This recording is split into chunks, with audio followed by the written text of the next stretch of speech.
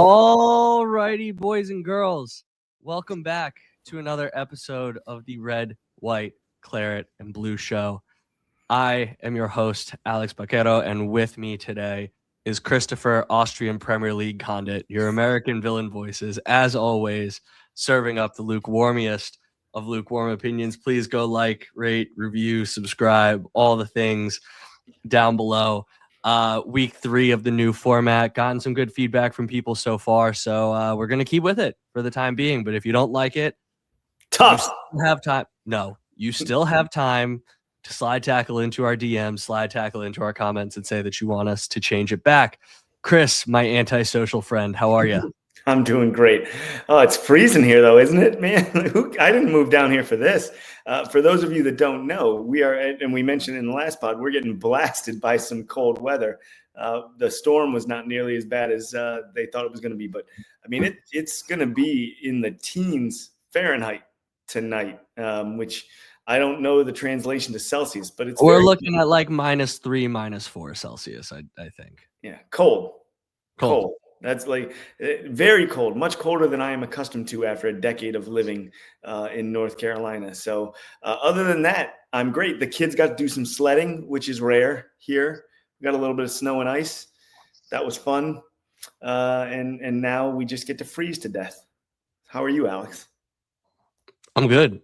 I didn't lose power. Yep. Got to watch a couple good movies. Winter X Games was on this weekend, which I am a big fan of. Love my winter sports. Nice. And my wife did not give birth. I should say my son decided not to come out in the middle of the storm, which was a huge relief. Not so much because, as you know, I'm from the Northeast. I'm familiar with much worse storms than this. I remember in high school driving my 2-wheeler Mazda 3 to school in 8 inches of snow because they decided not to cancel. And so it wasn't my ability to drive to the hospital that I was concerned about. It was all the other morons on the road that I was incredibly concerned about. And so we got to stay inside, not go anywhere. Today, most of it melted, which is good. Yeah. And, I guess the only other cherry on top was a fairly comprehensive Villa victory, albeit without the expected goals dominance that we thought there might have been. And isn't that really what matters? The expected goals dominance. Yes. I do want to make a quick note. Because, Chris, games are played on spreadsheets now. I mean, they're not. But sometimes it feels like they are. So I do want to make a quick note that you're not yet a dad. You're very close, but you are inching toward every way of being a dad. You just complained that you had to walk both ways, 8 inches snow up the hill to school, and they didn't cancel. And you youth don't know what it's like to do that. That was you 5 seconds ago. No, not quite. Exaggerating. And Slightly. Don't get me wrong, I'm very excited to bring the dad jokes out. No, I drove to school one way in 8 inches of snow. Coming back, the roads were plowed. And it wasn't about you kids not knowing what snow is nowadays. It was you Southerners not ever knowing what a snowstorm is like. Very different. Very different. It was not generational hatred. It was geographic. Very different. Fair enough. So, Chris, let's flip that. Let's talk about our geographic hatred for the Geordies up north in England. And still here.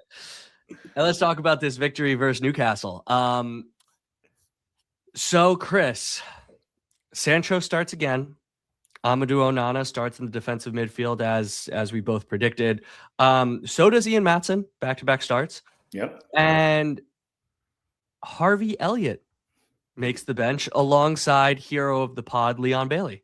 Yeah, so the Elliott thing was something of a surprise, but really, I think we're just running out of bodies. Like if we're being honest, and I don't mean that to disparage Harvey Elliott, but at this point, Unai Emery just needs people who can play in the midfield, and he is one of them. And they have 7 appearances left before they have to pay. 6 appearances, I guess, before he hits the 10, where they would have to pay the automatic trigger. I don't anticipate them getting to that because I think both Emery and the club will do anything they can to not hit that automatic trigger. And I'm kind of surprised, honestly, that the loan hasn't been worked out in terms of a recall and payment and all that. But the fact that he didn't get out there in this game, and we'll talk about it later, but that Emery's substitutions were almost entirely defensive, said a lot, I think, in terms of how Emery felt the game was going and how he feels about Harvey Elliott. Because if there's a time to get a player who hasn't been getting minutes some time, it'd be in that game 2-0. Yeah, we're up against it in the second half there quite a bit with Newcastle playing much better. But you could bring on Harvey Elliott and hope to change that back around, and Emery elected not to do that. So I think that was telling, in that Elliott is very much a break glass for emergency situation.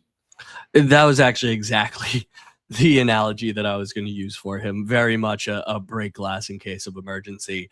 I have not seen anyone reputable confirm this yet, but there are some rumors swirling on social media that say that Villa has negotiated a longer runway before the deal gets triggered, which to me says something along the lines of Liverpool really don't want him back and don't want to have to deal with it. Mm-hmm. So they've kind of said, hey, we'll give you a few more appearances so he can actually get some minutes and maybe show out elsewhere. Also some rumors that he turned down the opportunity to go join dad in MLS. So yeah, I don't really know what to make of it. I think you're right that it was a break glass in case of emergency. That being said, like, Unai Emery has seemed fine to call upon George Hemmings in recent weeks and Jim Oloba instead of putting Harvey Elliott on the bench. So did those guys really do so poorly that he was like, damn, I really need to go back to the Harvey Elliott well? I don't know. And so his presence on the bench makes me think that something has been worked out with Liverpool, that maybe he'll have a little bit better of an opportunity at Villa over the second half, as opposed to sending him home. Now, let's not waste another breath on this, because we have spent more breath talking about this than Harvey Elliott spent running around the pitch on Sunday morning. Thought you'd like that. Another interesting note, Newcastle has apparently recorded more points against Aston Villa than any other team in the Premier League. That was strange, but, you know, they've beat us at home every single year since 2005. So yeah, kind of makes sense. Let's jump into the game.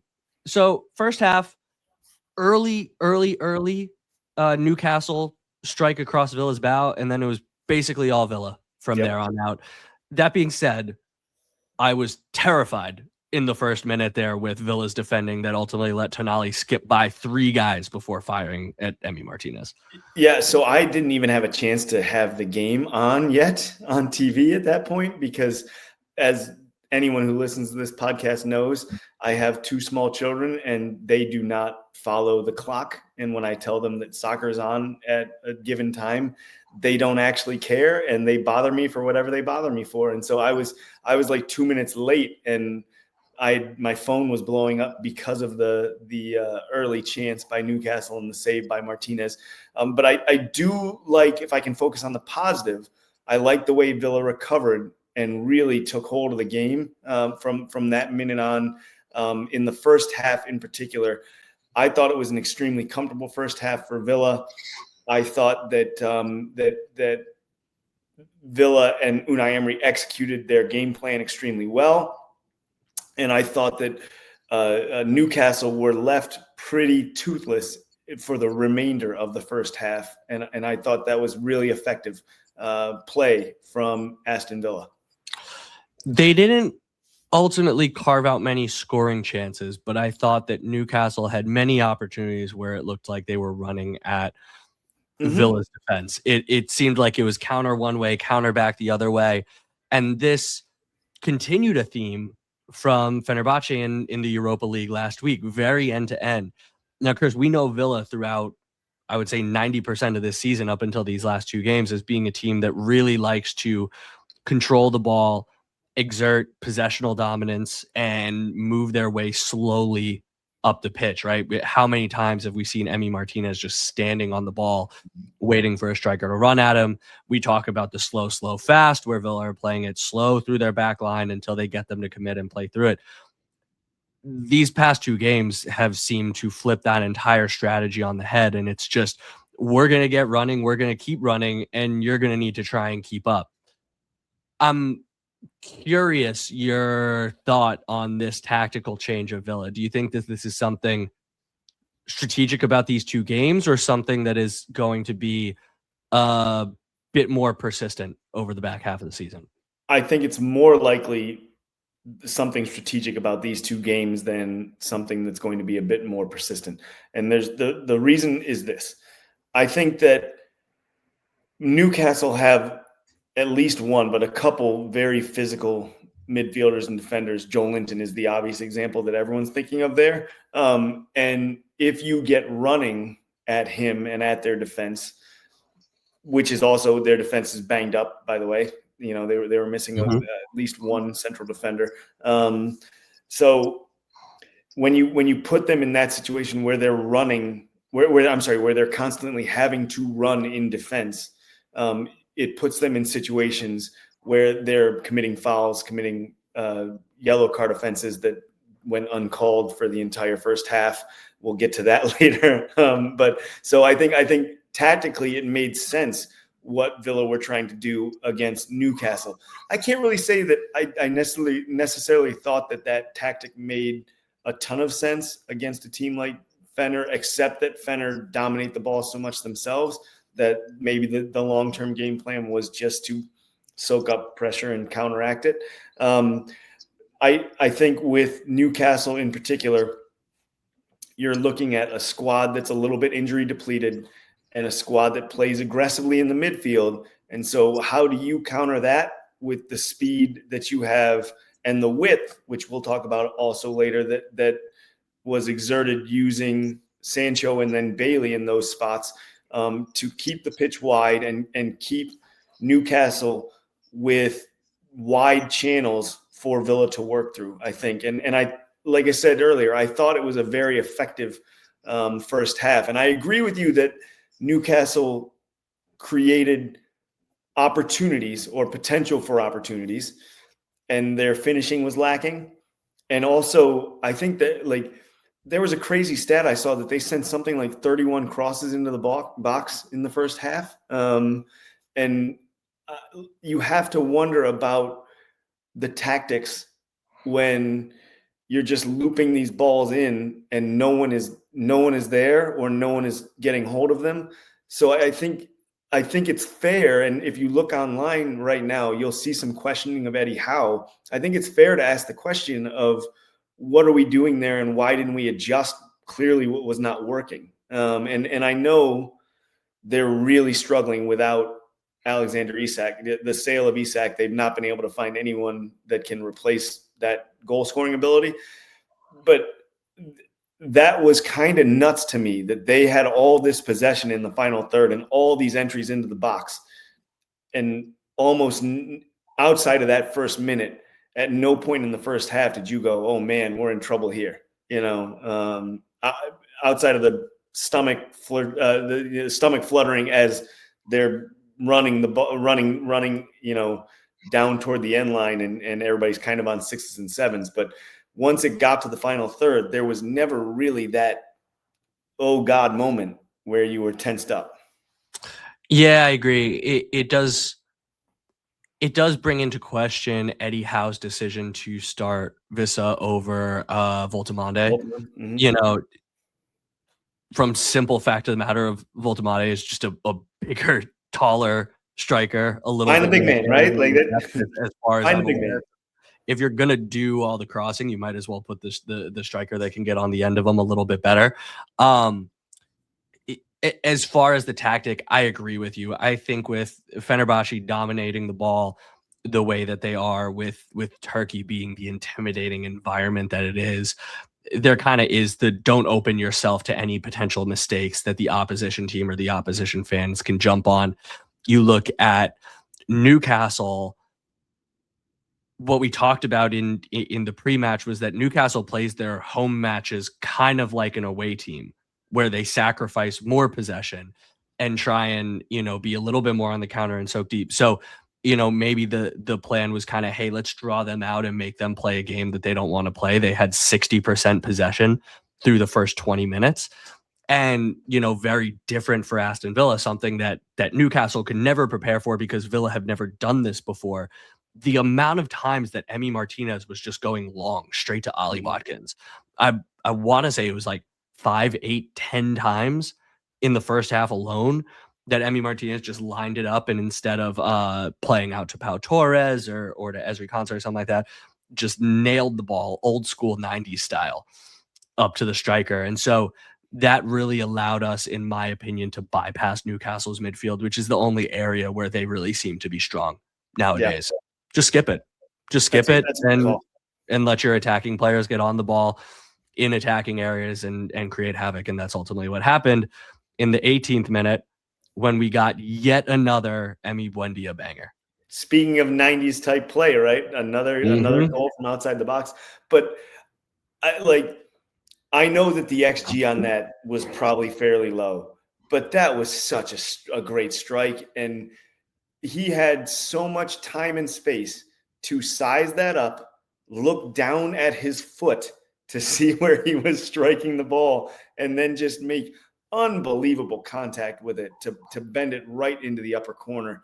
I'm not suggesting that that's a shot you're always going to take, but when you have that kind of space and time, I hope he takes it. I mean, I really do. And if you look at his goals so far this season, all but one of them are bangers. And so at some point, that almost becomes the norm, because he's given this space, he's given that time.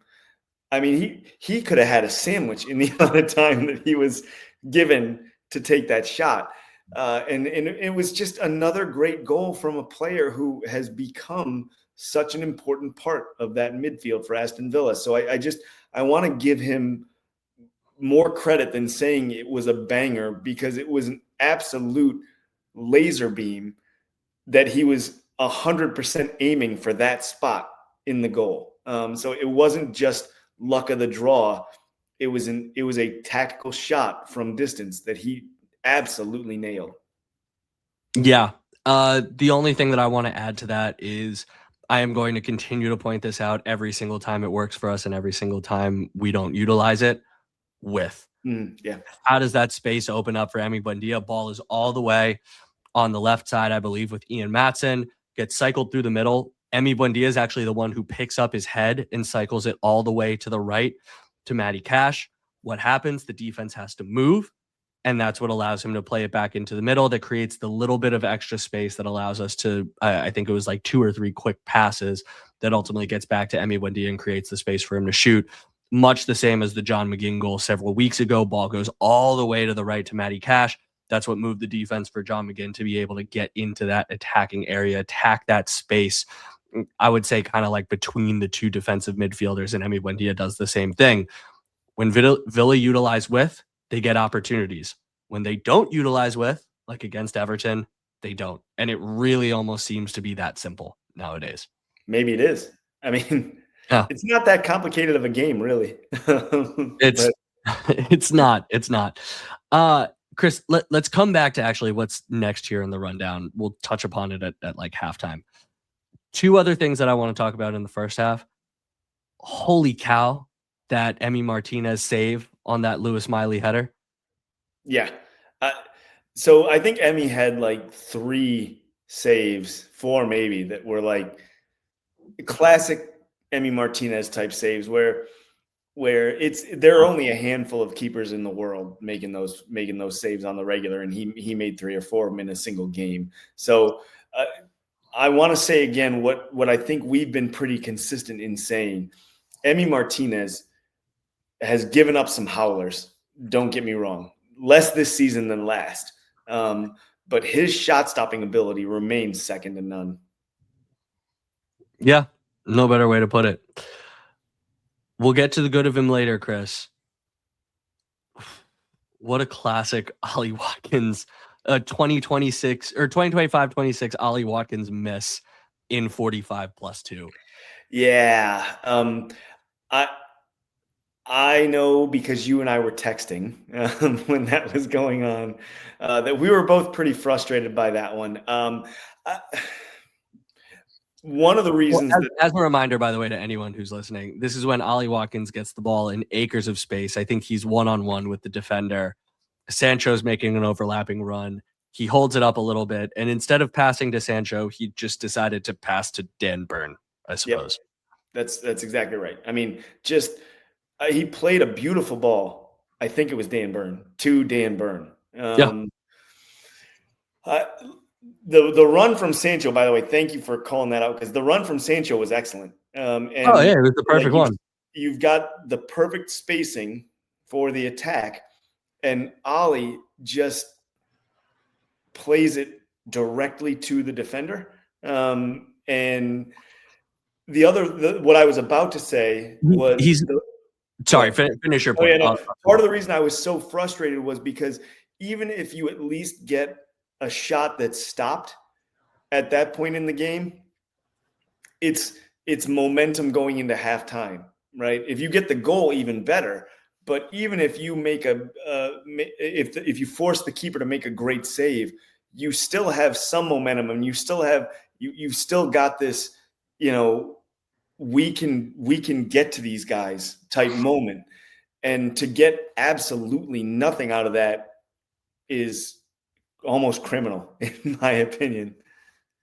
I fully agree with you. I think my main issue with it, tactically speaking, is that Ali is simply not patient enough. The poor pass there for everybody to see, but he doesn't wait long enough for Sancho to really get into position. Yeah. Because if he waits another second or two, and he's not under pressure, he can wait another second or two. Either Sancho makes the run kind of past him, the defender needs to react, and that actually creates a gap that Ali can shoot at the left side of the net with. So you kind of fake the pass, take the shot as the gap opens up.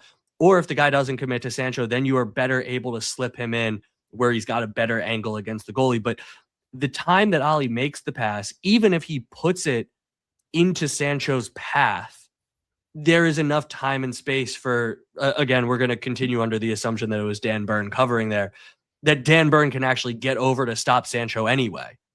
So it's not just poor execution from a passing perspective. I think it's a poor execution from just a spatial awareness perspective as well. Yeah, that's a really good point. Much better than the points I made, I think, if we're scoring here. You're too kind to me. All right, halftime, we can't ignore it anymore. In my opinion, Chris, this was the worst refereeing performance we have seen all season long. It's certainly up there. I hate to rank them, but this was terrible, and not just bad for Villa. I mean, we feel hard done as Villa fans, but I think he was pretty poor all around. Was it Jared Gillett? Was that who it was? Yes, it was Gillett. Did I say it wrong? I may have. I don't recall his first name. Yeah, it might not be Jared. It might not be Jared. It feels like it's a Jared, though. He looks like a Jared. Terrible. Awful. I mean, you're right. It's Jared Gillett, not all David. Right. Yeah. Look at us. So Joe, part of the problem is he lost control of that game about 15 minutes in, and it was already gone at that point. Joe Linton was just out there stepping on guys, and it had the effect that Joe Linton wanted, which was that Villa players were passing the ball anytime he was getting close to them because they didn't want to get their foot stomped, because he was just clearing guys out like crazy in the midfield, and not getting yellow cards, not getting fouls called. It was bananas. I couldn't believe it. And then where he actually did get a yellow card, he committed 2 yellow card offenses within the span of about 3 seconds. Yep. So he finally got the yellow when he stomps Onana's shin and then follows that up by stopping Matty Cash's foot. The Onana one alone, I thought, was borderline red. Red. Yep. That is a stomp, a step that is very high up the leg. If you make better contact, that is a shin breaker. Onana was down for quite a while. That was like that was like an orange card and a yellow card in back-to-back fouls. And Gillett just didn't want to seem to blow the whistle in either direction. Now, give Onana credit. recovers from that, and I thought was a monster all game long. Really was up for the physical challenge with Joe Linton. Came up with several really strong tackles on him, slide tackles on other guys from the side. Yep. He's really good at that, like 75% behind tackle. Wrapping his leg around. Long outstretched leg. Yeah, he's very effective with that. Yeah. Then you look at 31st minute when Emmy takes the shoulder from Wissa long after he's picked up the ball. How that's not a yellow card will never make sense to me.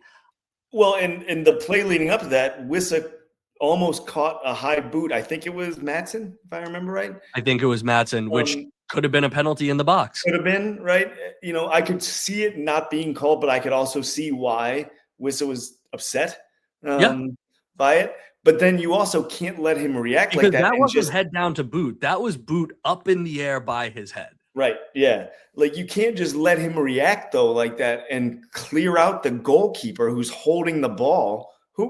When has that ever in the history of soccer outside of before when you were allowed to just nail people? Like in the history of modern soccer, when has that not been a yellow card? He just ran up and cleared out Emi Martinez while he was holding the ball. Then you've got the 68th minute. Miley on Youri Tielemans from behind. Yet another instance of a Villa midfielder getting injured, potentially long-term, because a referee has an awful performance and isn't willing to make a call. Yeah. And again, this is part of this didn't even get called a foul, right? If I'm remembering right. It was not even a card, it wasn't a yellow card, nothing. Clear as day yellow card, whether Tielemans gets injured or not. It was a clear as day yellow card of someone breaking into the attacking third and gets chopped down. Yeah. That's all it was. Chopped down like a bone saw. And then the 75th minute was maybe the worst of them all. And at some point, there's going to be a conversation about Morgan Rogers and why he doesn't get foul calls, because I don't understand this. That 75th minute was a flat out takedown in the box, and Gillett waved it off like it was nothing. I don't. You're telling me that if another English starter midfielder, Phil Foden, for example, gets taken down in the box like that it's not a penalty? Honestly, with how bad his performance was all game long, I kind of do say that he's not giving that as a penalty to anyone.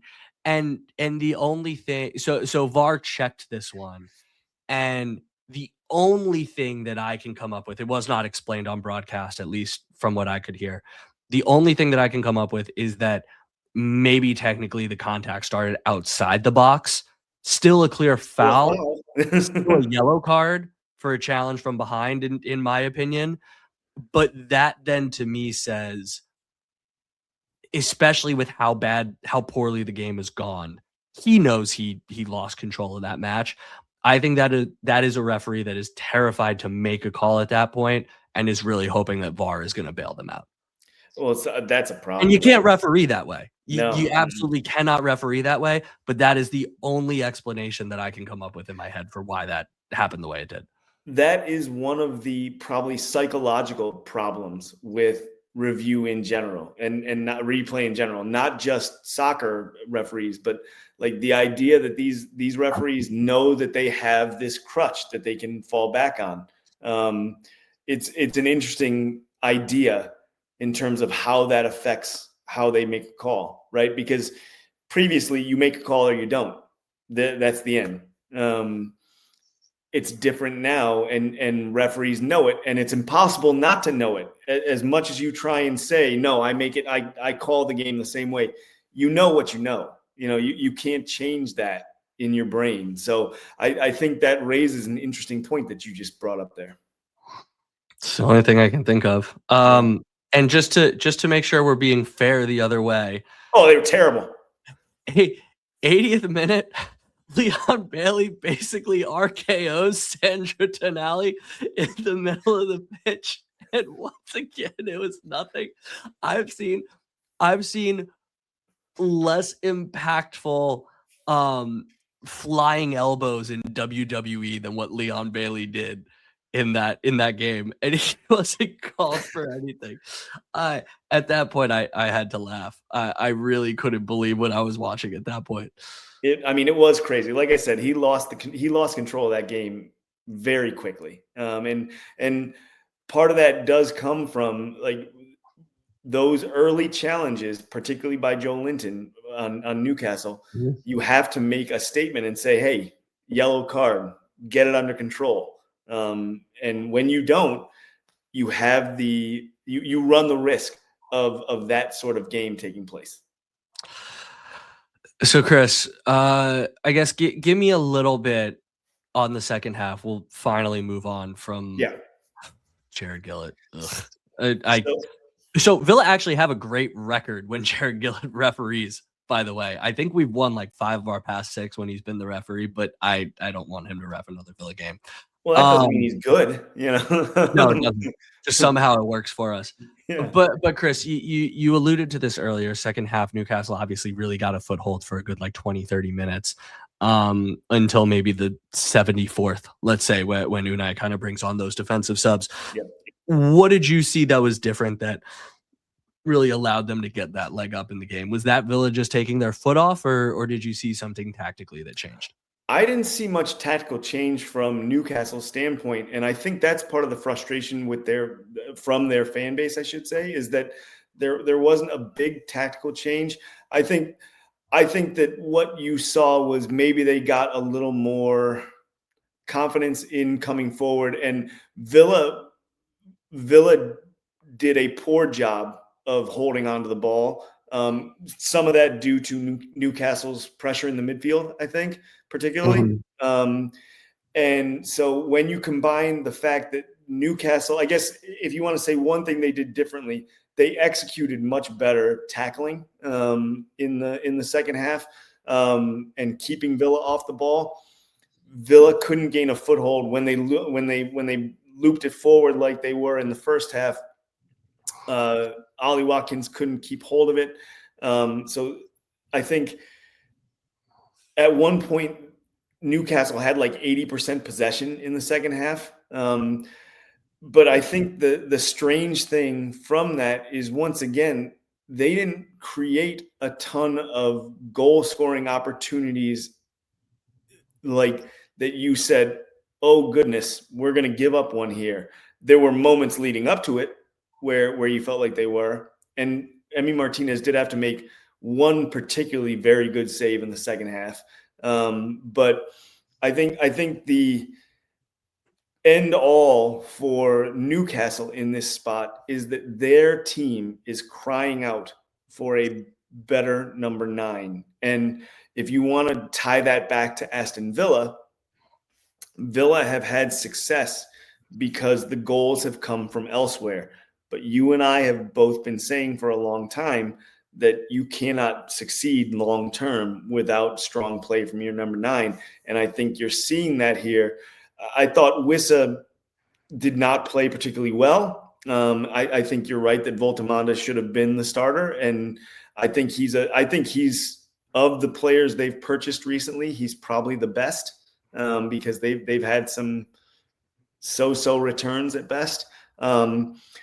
I thought he may have been more effective. I think he definitely would have been more effective given that their tactic was seeming just to lob crosses in to the box.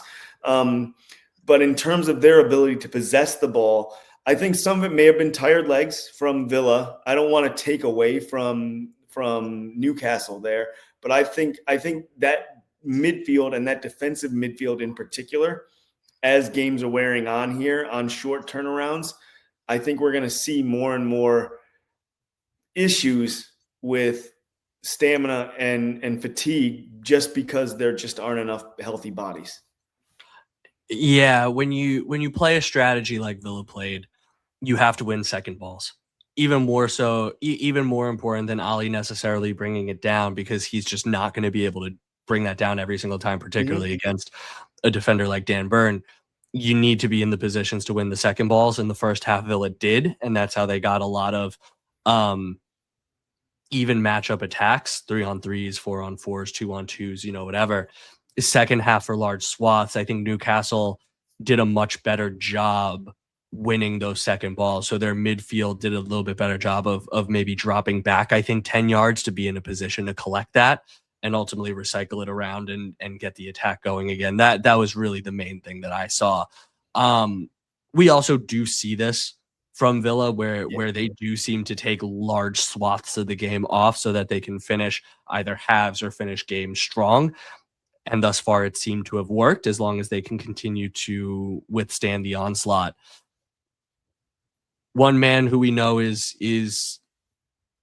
continues to be one of Unai Emery's favorites when we need some leadership to withstand an onslaught. It was the return of our favorite Leon Bailey, my friend. And in a classic spot, really, where we needed to kind of change the game and gain a foothold back in attack. So I was happy to see Leon Bailey back in a Villa shirt. I don't have the same affinity that you do for him, but I love Leon Bailey.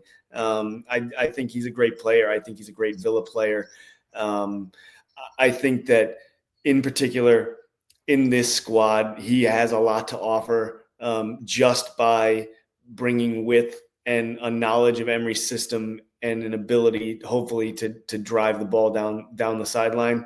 It was great to see. He didn't play his best game, but he was pretty effective for a guy that had just come on. Like I said, we said it all in the last pod, so I don't want to say too much. But I'm really happy he's back, and I hope he stays. Yeah, I think that he hasn't got a ton of minutes at Roma, partially due to injury, partially probably due to managerial selection. I won't pretend to have looked into it all that greatly, but you saw a player who was getting into the right spots, who was getting the ball in good attacking positions, who was creating a little bit for his teammates, had one shot that probably could have been taken a little bit better to actually get on net as opposed to getting it blocked. And so, if he continues an upward trajectory from here, I would say already this performance from Leon Bailey would probably be Jadon Sancho's second best performance of the year after the Fenerbahce one. Yeah. And I know I'm a Leon Bailey homer in this respect, but I saw someone who was a little more consistently willing to get involved and put in a little bit more initiative and effort. And so I'm happy to have, I'm not saying he should start week in, week out in that right wing position. He was not effective enough for that, but he's someone who I'm more than comfortable in having as part of the squad and as a rotation piece that can come in and out of the starting lineup, in and out of games like this when we need him. Yeah, that's perfect. Yep. 87th minute. Let's touch quickly on the last goal. We said poor first half from Ollie Watkins. Honestly, poor start to the second half from Ollie Watkins. This one is started by, once again, as we've been calling for from him, taking a rip from a little further than 6 yards away. And it was a pretty decent shot, a little too central for me, but hey, beggars can't be choosers. Forces the corner, gets recycled around. What everybody's talking about, the great run and the great header as Ollie Watkins goes to the back post. Let's take a minute to acknowledge the unbelievable first touch by Luca Dean to bring that cross down and then ultimately put in the cross himself to the back post. Just quintessential Luca Dean play out on the left side there. Yeah, I think that is a true team goal where everything went the way you wanted to go. The recycle was beautiful. Luca Dean's first touch to bring that ball down off of the cross, and then his ball in, clearly seeing, I think, the run of Watkins, because just the way that ball dropped exactly where Watkins' head was going to be, it's almost impossible to think that he didn't at least see the positional run from Watkins there. So everything there was, you want to talk about 10 out of 10 execution on a passage of play. That's it. So I want to give credit to Luca Dean, who we know and love, obviously, but it really was a wonderful run and a great header by Ollie Watkins, who I think it always surprises us how many goals he actually scores with his head, because he's not known as a header of the ball. But that was great, and he's now scored a bunch of goals in a relatively short space of time, coming off of a season where he's really struggled. So maybe he's slowly starting to get it going. When you get service like that, it gets a lot easier. I'm not going to lie. But I do want to give credit where credit was due. Just perfect execution, or at least really, really great execution from start to finish on that entire passage of play. Yeah. As we move into good points, Ollie Watkins, 7 goals in 10 appearances. We'll see how this persists when he gets the challenge of Tammy Abraham behind him. But we'll keep moving forward with the good points. Very comprehensive victory over a strong opponent. This was obviously a great week of recovery after the Everton match. Really put that behind us, and the team seems to be, I won't say clicking on all cylinders, given how depleted we are injury-wise, but at least clicking on enough of them to have some really exciting games and some really good wins. Speaking of injuries, the one bad point, Yuri goes down with the ankle, really seemed to get twisted underneath him. The way he kind of limped back to defend that corner, and the fact that he immediately came off, I'm thinking at least like 3 weeks minimum if he just rolled it. If there's any kind of ligament damage, well, we'll probably touch on that a little bit in cold water. Yeah, I mean, I don't know what we're going to do going forward if he's not available. Pardon me.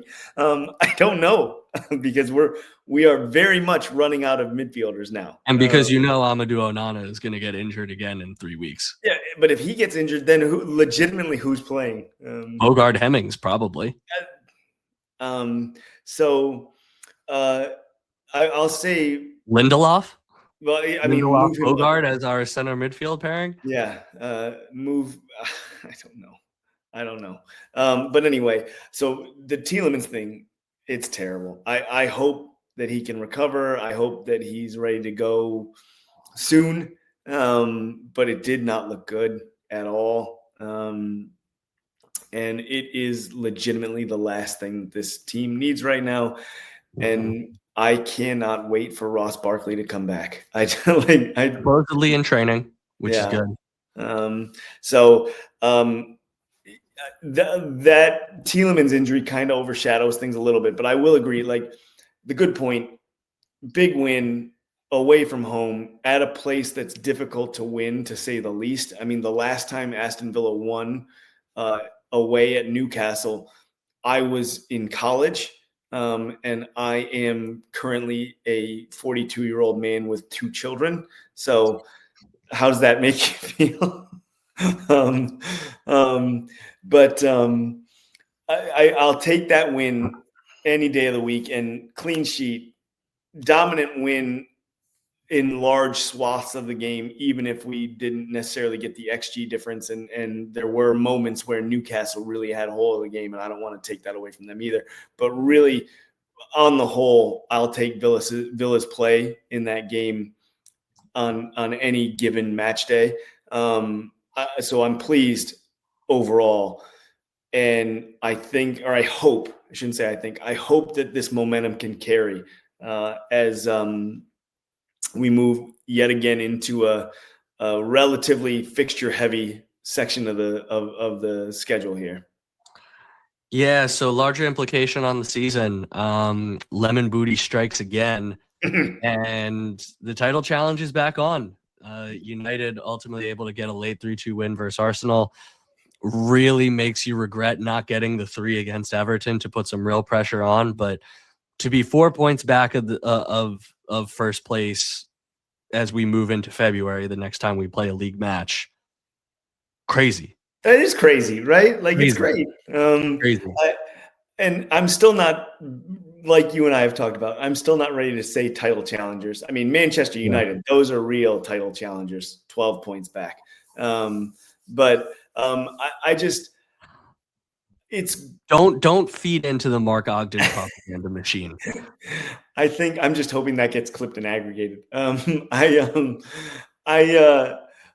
think that like the biggest thing that I think that you can see from the club level is the consistency of the message that Unai Emery is preaching and the way that the players have bought into that message, which is all we're thinking about is the next game. It doesn't, nothing else matters. And he even said, nobody asked me after the first 5 games if we were getting relegated. So why is anyone asking me if we're going to win the title now? So I like that message of just steady water is, I think, the perfect way to handle the Premier League season, especially given the amount of media scrutiny that comes with it now and social media scrutiny that comes with it now. I have nothing to add. Great points. You froze for a minute there, and it looked like you were rolling your eyes at me. No, I would never do such a thing.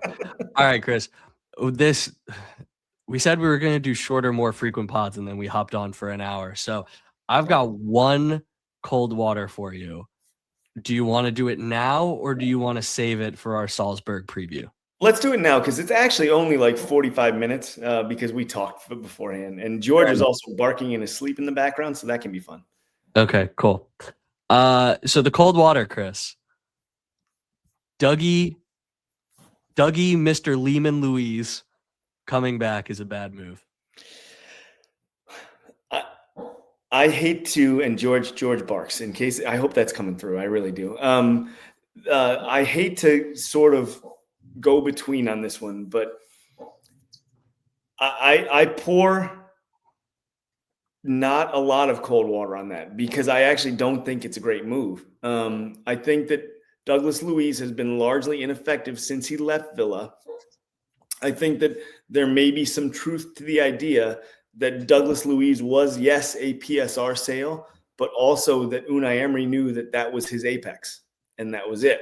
But boy, do we need bodies in the defensive midfield. So maybe it's not a bad idea to bring him back because if anybody's going to be able to get a tune out of him, it's going to be Unai Emery. So I can see both sides of that coin. But if you're telling me I have to pick one, I don't pour cold water on that because I think I think bringing Dougie back, absent context of injury, is a bad move. So yeah, context makes all the difference into whether you pour cold water on this or not. I think if Yuri is out for 4 to 6 weeks with ankle ligament damage, then you pour all the cold water in the world on this, because who else can you get within the financial restrictions that Aston Villa find themselves, right? Douglas Luiz theoretically is available for a loan from Juventus.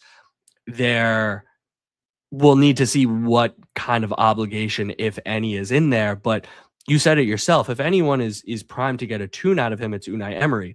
If Unai Emery thought that Douglas Luiz 2 years ago was his apex, that was still a pretty darn good apex that was keeping Yuri Tielemans out of the team. And, kind of like bringing Leon Bailey back.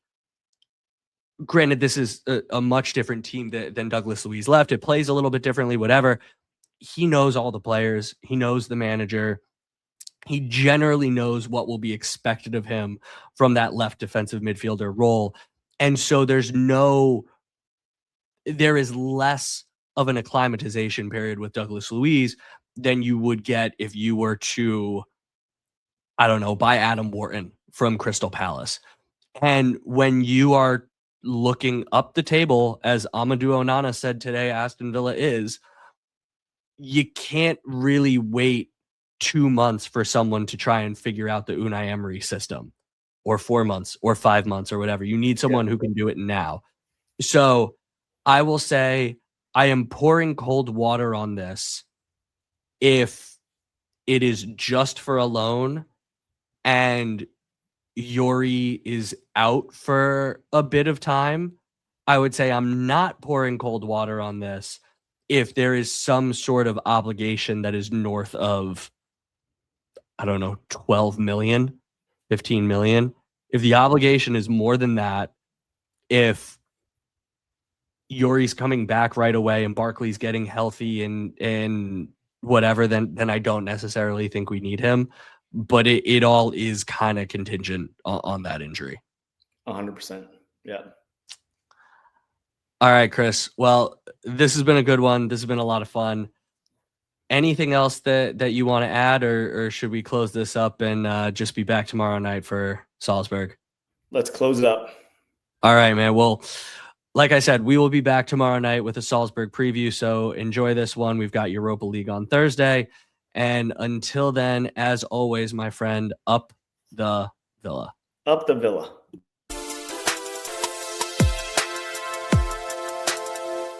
Hi, Mom and Dad.